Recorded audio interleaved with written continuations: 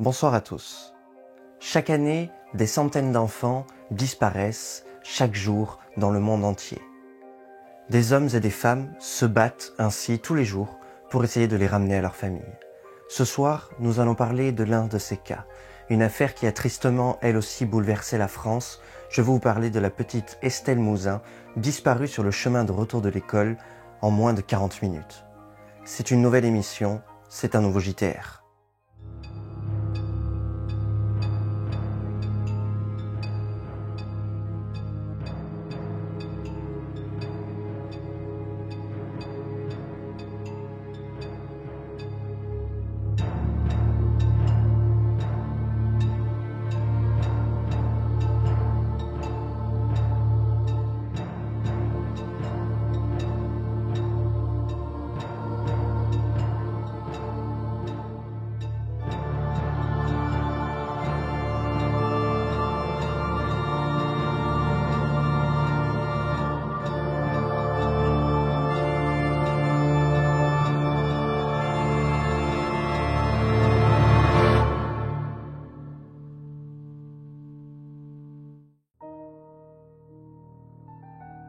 Nous sommes le 9 janvier 2003 par une nuit de verglas. Suzanne Mouzin rentre chez elle après le travail à Guermantes, dans la Seine-et-Marne. Il est 19h30. La famille Mouzin passe une période sombre. Ils sont en plein divorce. Le père, Éric Mouzin, a la garde de leur fils aîné, tandis que Suzanne a la garde de leurs deux filles, Lucie, 14 ans, et Estelle, 9 ans. Arrivée à la maison, la mère de famille se rend aussitôt compte que quelque chose ne va pas. Estelle, sa fille la plus jeune, n'est pas ici. Ce n'est pas normal. Estelle est une petite fille qui n'est jamais en retard, elle est très obéissante et n'hésitera absolument pas à essayer de contacter ses parents si quelque chose doit la retarder. La mère s'inquiète donc aussitôt. Elle décide tout d'abord d'appeler les voisins et les amis de la famille. Peut-être qu'elle a pour une fois oublié. Mais non, personne ne l'a vue. Elle décide alors de prendre sa voiture et de faire le chemin inverse.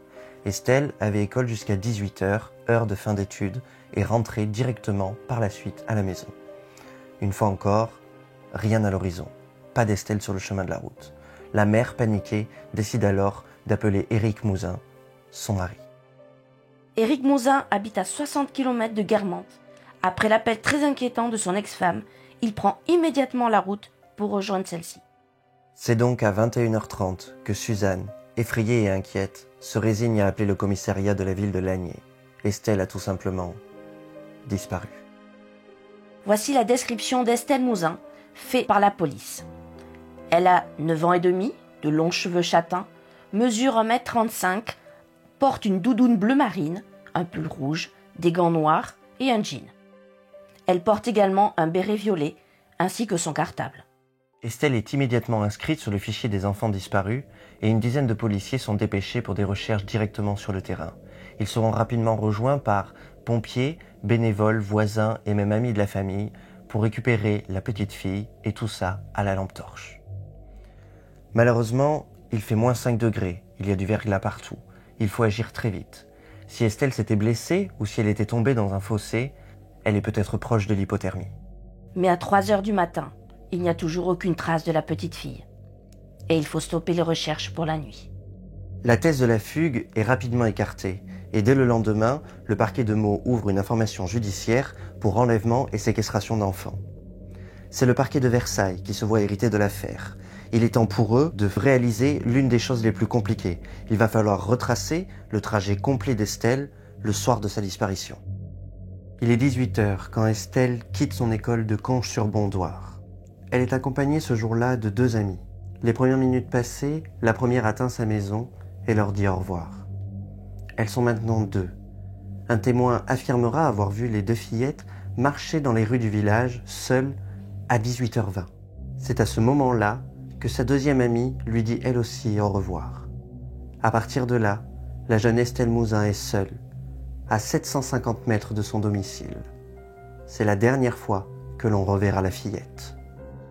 Les 2 jeunes filles ont bien évidemment été interrogées, mais pour elles, il n'y avait absolument rien d'anormal ce soir-là.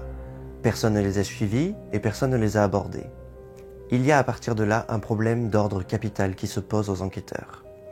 Estelle, à partir du moment où elle était seule, avait le choix entre 2 chemins pour rentrer chez elle. Le premier était une ligne droite, longeant une aire de jeu, un chemin qu'elle connaît par cœur, très rapide, mais extrêmement mal éclairé. Le second, quant à lui faisait faire un petit détour par les maisons du quartier, chemin un petit peu plus long, mais parfaitement éclairé. Elle le connaît lui aussi très bien. La PJ a interrogé des dizaines de personnes de ce quartier. Malheureusement, il faisait froid cette nuit-là, et les gens étaient bien au chaud volets clos. Impossible de déterminer le chemin que la fillette a emprunté. Le 11 janvier, le procureur décide de faire fouiller les 3 étangs présents sur la commune à la recherche d'informations ou d'indices sur la disparition d'Estelle. Seulement, la terreur s'installe. Si après 2 jours, nous trouvons quoi que ce soit en rapport avec Estelle dans les étangs, les chances pour la retrouver en vie s'en verront diminuer de plus de 50%. Madame, monsieur, bonsoir. Voilà maintenant 72 heures que la petite Estelle a disparu. Les recherches se poursuivent et l'inquiétude grandit. Tous les étangs de la région sont sondés, mais toujours aucune trace de la fillette de 9 ans et pas la moindre piste. Aujourd'hui dimanche, c'est toute la population de Guermantes qui s'est mobilisée. Du côté de l'enquête, on privilégie la thèse de l'enlèvement. En parallèle de ça, les policiers, comme dans chaque cas de disparition d'enfants, s'intéressent tout d'abord aux proches et notamment aux parents. Ils commencent à enquêter car il y a un mobile probable. Ils sont en instance de divorce.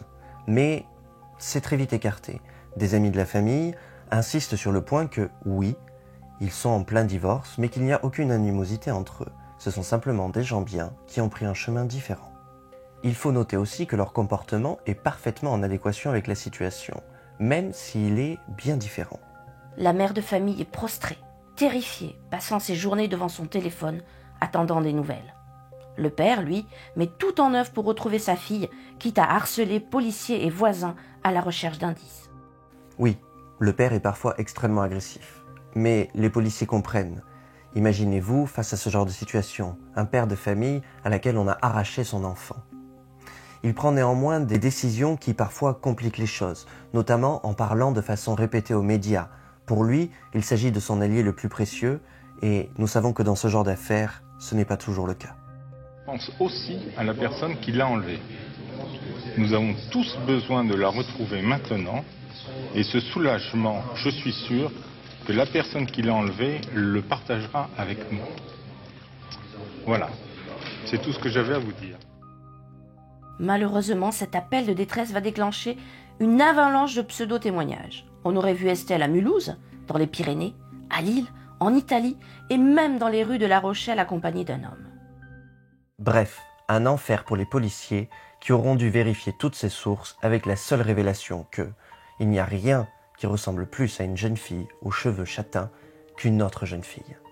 Là-dessus, il faut ajouter les dénonciations.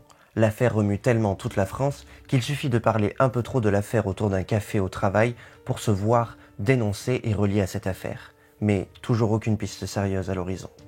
C'est très vite l'escalade. Et après les témoignages, ayant vu Estelle aux 4 coins du monde, c'est maintenant aux médiums, aux pseudo-radiesthésistes de vouloir mettre leur grain de sel dans cette enquête. Certains même allant jusqu'à demander de l'argent aux familles pour les aider.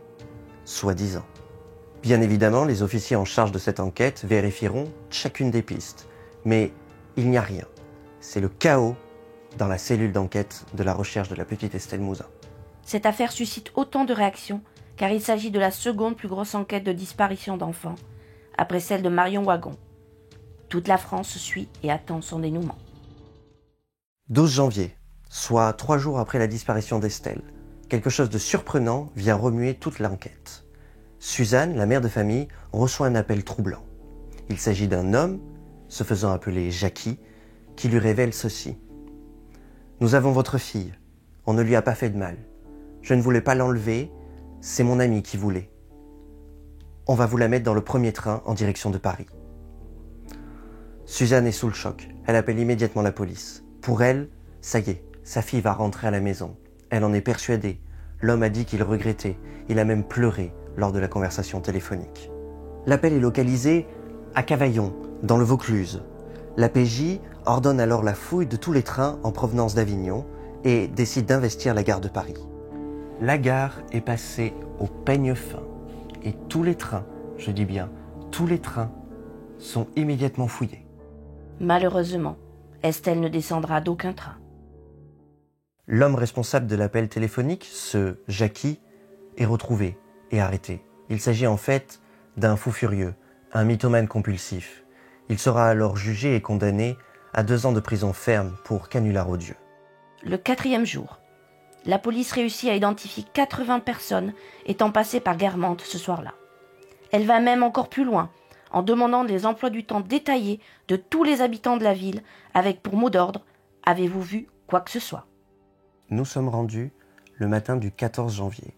Les policiers prennent une décision sans précédent en France. Ils vont organiser la plus grande perquisition de l'histoire dans le cadre d'une affaire de disparition. Les policiers veulent retrouver Estelle, et cela quels que soient les moyens. Ils décident alors de boucler la ville. Une mise sous quarantaine totale, comme on pourrait le dire. Il est temps de tout passer au peigne fin et de tout bloquer. 300 gendarmes, 170 policiers, pompiers et bénévoles sont là pour assurer le bon déroulement de cette opération. Chaque brin d'herbe, chaque maison, chaque cagibi, chaque bosquet sera passé au peigne fin, et tout cela dans une durée de 4 heures. C'est un travail titanesque et des moyens colossaux qui sont mis en place. Malheureusement, cela n'aura aucun résultat. Un homme est bien arrêté lors de cette perquisition pour possession de fichiers pédopornographiques, mais il n'a strictement aucun lien avec la petite Estelle. Il sera donc condamné et arrêté pour la possession de ces photos, et cela s'arrêtera là. Tout aura été mis en œuvre pour retrouver la jeune Estelle, jusqu'à la récupération des images satellites de la ville, mais sans résultat. C'est alors qu'un témoin fait surface. L'homme dit avoir vu ce soir-là une voiture démarrer en trombe. Il s'en souvient car, comme nous étions à une soirée de verglas, il s'est dit que ce chauffard allait forcément finir dans un fossé. Malheureusement, n'ayant aucunement le besoin de retenir plus d'informations, la seule chose qu'il pourra dire, c'est qu'il s'agissait d'un homme assis dans une voiture grise. Le hasard faisant bien les choses, la police retrouvera finalement cet homme. Malheureusement, encore une fois, aucune piste probante. Cet homme n'a absolument rien à voir dans l'affaire d'Estelle, il était simplement pressé. Il dispose d'un alibi solide après les événements. L'enquête repart donc à 0. Cela fait maintenant 3 mois qu'Estelle Mouzin a disparu. Nous sommes le 11 mars 2003. Nicolas Sarkozy, alors ministre de l'Intérieur, reçoit les parents Mouzin. Il se dit personnellement touché par l'affaire et essaie de rassurer la famille en leur affirmant que 8 policiers travaillent exclusivement sur cette affaire. Plus rien jusqu'en juin 2003, soit 6 mois après la disparition d'Estelle.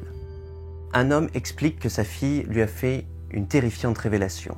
Sa fille de 9 ans, fréquentant la même école qu'Estelle Mouzin, affirme alors avoir été victime d'une tentative d'enlèvement plus de 3 semaines avant la disparition de notre jeune fillette. Il s'agirait d'un homme à bord d'une camionnette blanche. La jeune fille dresse un portrait robot mais peu concluant au premier abord. Il s'agit de Monsieur Tout-le-Monde. Passe alors le 29 juin 2003. Estelle devrait alors avoir ses 10 ans et les fêter avec sa famille. Où est-elle ? En juillet 2003, une nouvelle piste, et pas des moindres. Un homme, Michel Fourniret, est arrêté à cette époque. Ce tueur en série macabre serait-il l'auteur de l'enlèvement d'Estelle ? Bien sûr, à l'époque, on ne savait pas tout ce que l'on sait aujourd'hui sur l'ogre des Ardennes. Maintenant, qu'est-ce qui pourrait le lier à notre affaire ? Premièrement, il a été arrêté en Belgique après avoir tenté d'enlever une jeune fille de 13 ans. Il a donc le profil de prédateur. Ensuite, il a déjà écopé en France, cette fois-ci, d'une condamnation pour viol sur mineur en 1987, à 7 ans de prison, sans compter les actes de violence, agression et attentat à la pudeur. Cet homme a typiquement le profil du prédateur sadique et violent recherché pour ce genre d'affaires. Il apparaît que Michel Fourniret ressemble étrangement au portrait robot réalisé plus tôt par la fillette. Une perquisition faite à son domicile en Belgique nous révélera des vêtements d'enfant et des cordages. De plus, nous savons qu'en 2003, il était en région parisienne pour rendre visite à de la famille. Et le dernier point, il possède lui aussi une camionnette blanche, celle-là même qui lui avait servi à réaliser sa tentative d'enlèvement sur la petite fille belge. Mais au bout d'1 an d'enquête, sans preuve directe, la piste de Michel Fourniret est abandonnée, même si quelque chose est intriguant.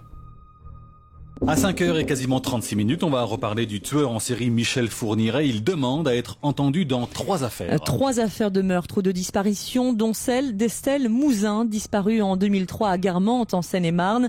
Des dossiers où le nom de Michel Fourniret est apparu, mais dans lesquels il n'a jamais pu être mis en cause, faute de preuves.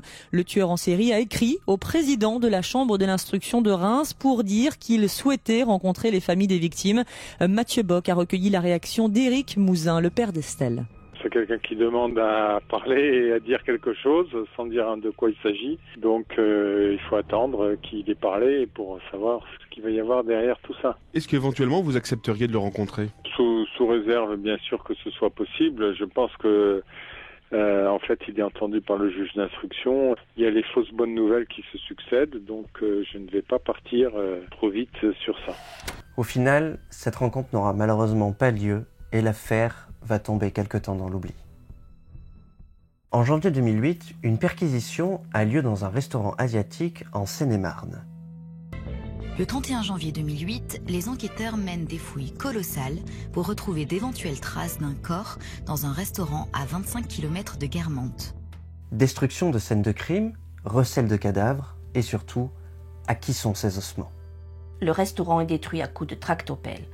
Et au bout d'un moment, on tombe sur des fameux ossements. Des os, oui, mais le légiste est formel. Il s'agit d'ossements de chiens et de moutons. Une opération extrêmement risquée et coûteuse qui en suivra 300 000 € de dommages et intérêts au propriétaire devant faire reconstruire son restaurant en ruine. C'est en 2009 qu'une terrible chose apparaît aux enquêteurs. On retrouve sur un site internet pédopornographique basé en Estonie une photo d'une jeune fille ressemblant étrangement à Estelle Mouzin. Un regard apeuré, dénudé. S'agirait-il d'Estelle avec 6 ans de plus ? Les enquêteurs vont se rendre sur place en gardant à l'esprit que les chances pour que ce soit elle sont infimes. Le père, quant à lui, a aussi des réserves. Et encore une fois, il s'agit d'une fausse piste. Les autorités polonaises confirmeront à leurs homologues français que la photo d'origine date de bien avant l'enlèvement d'Estelle. Il s'agirait donc d'un sosie plus âgé. 7 ans après les faits, Éric Mouzin, toujours déterminé à sauver sa fille, participe à l'émission Disparition sur TF1. Il veut lancer un nouvel appel à témoins à l'aide d'une photo vieillie de sa fille récupérée auprès des services de police. Malheureusement, il n'en tirera aucun résultat et l'affaire disparaît à nouveau des projecteurs. Aujourd'hui, la cellule d'enquête de Versailles est sur une nouvelle piste nous menant alors en Pologne. Peu de gens le savent, mais une information troublante a été à l'époque gardée partiellement secrète. 3 semaines après la disparition d'Estelle, une femme habitant à 70 km de Guermantes, elle aussi, a disparu et n'a pas été retrouvée. Aucun lien au premier abord, mais en creusant, on se rend compte d'une chose plutôt surprenante. Les 2 familles ont accueilli à la même époque un groupe de pèlerins polonais venus assister à un rassemblement à Paris sous le nom de la communauté de l'ordre spirituel de Thésée. Le plus étrange dans ces 2 cas est que les familles avaient respectivement accueilli les pèlerins une semaine tout juste avant leur disparition. Il faut savoir qu'à l'époque, les pèlerins auraient été interpellés et interrogés par les policiers, mais uniquement en Pologne, par des officiers polonais. Éric Mouzin demande aujourd'hui des investigations de plus grande ampleur sur cette nouvelle piste. À l'heure de ce reportage, nous sommes en mars 2019 et Estelle Mouzin n'a toujours pas été retrouvée. C'est malheureusement ainsi que s'arrête cette émission. Nous n'en savons pas plus à ce sujet. Toujours est-il que Éric Mouzin, le père, est toujours fermement convaincu que sa fille est en vie. Et bien évidemment, nous le souhaitons tout autant. Je vous rappelle bien sûr que si vous avez la moindre information, le numéro vert de la cellule d'enquête de Versailles est toujours ouvert et nous vous invitons fortement à dire tout ce que vous pourriez savoir sur cette affaire. Sur ce, je vous laisse, je vous souhaite une bonne soirée et je vous dis à bientôt pour un nouveau JTR. Estelle, petite fillette, petit pépin de lumière, chacun espère se trouver sur ta route pour entendre ta petite voix. On t'attend, on t'espère et moi j'implore ton destin afin qu'il te montre du doigt pour qu'il te ramène chez toi.